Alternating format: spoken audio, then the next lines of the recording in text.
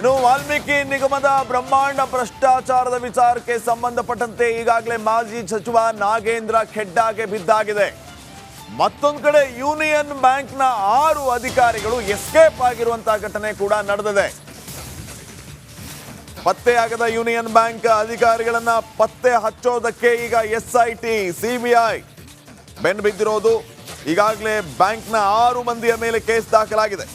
Case ಆಗ್ತಾ ಇದ್ದಂತೆ 6 ಮಂದಿಯೂ ಕೂಡ ಎಸ್ಕೇಪ್ ಆಗಿದ್ದಾರೆ. ಈ ಬ್ಯಾಂಕ್ನ ಅಧಿಕಾರಿಗಳು ಮನೆ ಅಡ್ರೆಸ್ ಅನ್ನ ಹುಡುಕೊಂಡು ತನಿಖಾ ತಂಡ ಹೋಗಿತ್ತು.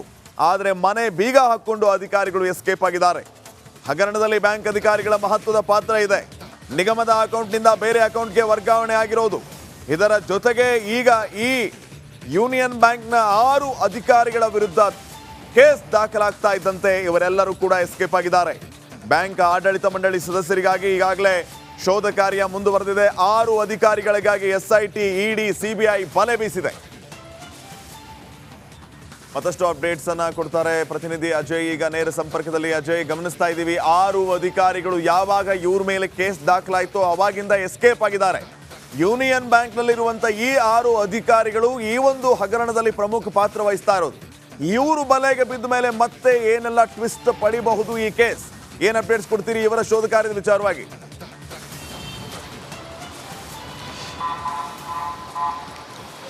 ಖಂಡಿತವಾಗ್ಲೂ ಶ್ರೀಪಾದ್, ಏನಂದ್ರೆ ಇಲ್ಲಿ ಮೇಲ್ನೋಟಕ್ಕಲ್ಲ, ಯಾಕಂದ್ರೆ ಈ ಒಂದು ಪ್ರಕರಣದಲ್ಲಿ ಅಕೌಂಟ್ ಇದ್ದಂತಹ ಏನೋ ಒಂದು ಬ್ಯಾಂಕ್ ಇದೆ, ಆ ಅಕೌಂಟ್ ಇದ್ದಂತಹ ಬ್ಯಾಂಕನ್ನೇ ಇಲ್ಲಿ ಟ್ರಾನ್ಸಾಕ್ಷನ್ ಮಾಡೋದಕ್ಕೋಸ್ಕರ, ಈ ರೀತಿಯಾಗಿ ಅವ್ಯವಹಾರ ಮಾಡೋದಕ್ಕೋಸ್ಕರ MG ರೋಡಲ್ಲಿರುವಂತಹ ಬ್ಯಾಂಕಿಗೆ ಅಲ್ಲಿಗೆ ವರ್ಗಾವಣೆಯನ್ನು ಮಾಡ್ತಾರೆ, ಟ್ರಾನ್ಸ್ಫರನ್ನು ಮಾಡ್ತಾರೆ.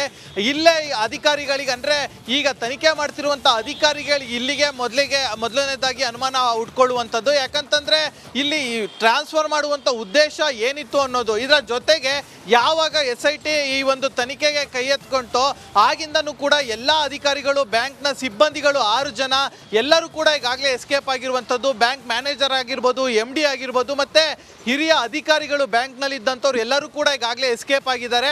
ಅವ್ರು ಯಾರು ಕೂಡ ಈಗ ಯಾರ ಸಂಪರ್ಕಕ್ಕೂ ಕೂಡ ಸಿಗ್ತಾ ಇಲ್ಲ. ED ಕೂಡ ಶೋಧ ಮಾಡ್ತಿದೆ, CBIನವರು ಶೋಧ ಮಾಡ್ತಿದ್ದಾರೆ, ಇತ್ತ SIT ಅವರು ಕೂಡ ಹುಡುಕಾಟ ಮಾಡ್ತಿದ್ದಾರೆ. ಮನೆ ಬಳಿನೂ ಕೂಡ ಹೋಗಿ ನೋಟಿಸನ್ನು ಅಂಟಿಸ್ ಬಂದಿದ್ದಾರೆ. ಅಲ್ಲೂ ಕೂಡ ಮನೆಯಲ್ಲೂ ಕೂಡ ಇಲ್ಲ ಅಂತೇಳಿ ಈಗಾಗಲೇ ಮಾಹಿತಿ ಸಿಗ್ತಾ ಇರುವಂಥದ್ದು.